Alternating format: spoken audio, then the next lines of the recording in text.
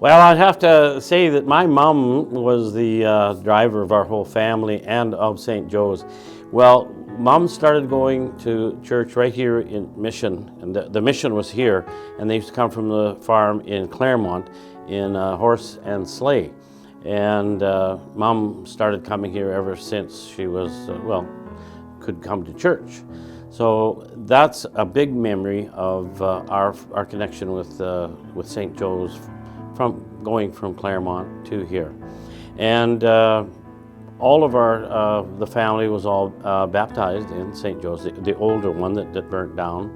And I was confirmed there when our confirmation in the church at that time. I had to wear a top hat and whatever. It was just different rules, I guess, back then, but it was quite pleasurable to do that. And of course, we had so many parish priests that they would come and they could only stay for 4 years and then they'd go away. So we had some real great priests and great characters and great bishops from Bishop Routier. The fire destroyed, the real jewel, our old church that so many of our seniors went to and didn't get to see the brand new one. But I was married in the brand new church, which is now moved on to a different home for people that are having a little trouble having a home. But our parish has always stuck together, and like my mom, I'm holding her picture. She was almost 100 years when she passed, but she was a great believer of the church, and the CWL was a great fundraiser for the church, for building of the new church.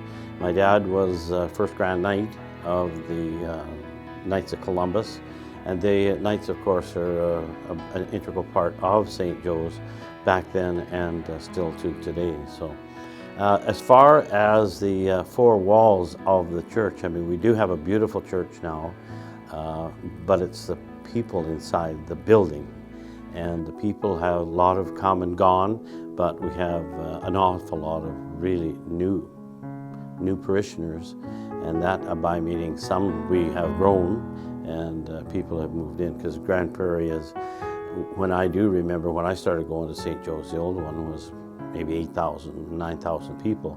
We're now 70,000, and with the people on the outside, it's probably closer to 70,000.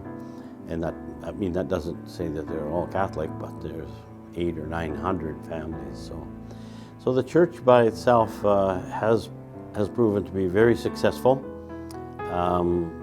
With the priests that keep in mind the changing demographics, and I recall one big change was before Vatican II was Vatican I, and I was an altar boy, and we all faced the altar, including the priest, and of course after Vatican I, it was more predominant in the new church that the priest faced the congregation, which was a tough change. I know my granddad Joe Tomczak, he couldn't believe that the priest should turn around, but that's just a change in the church. So, and it was all for good, in my opinion, because young people related more to a church that young people can relate to. So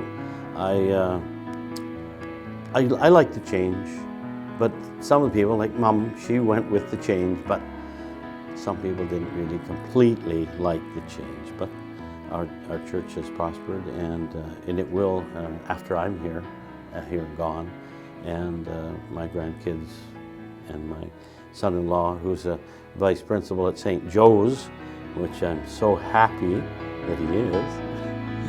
And I'm looking forward to the 100th anniversary.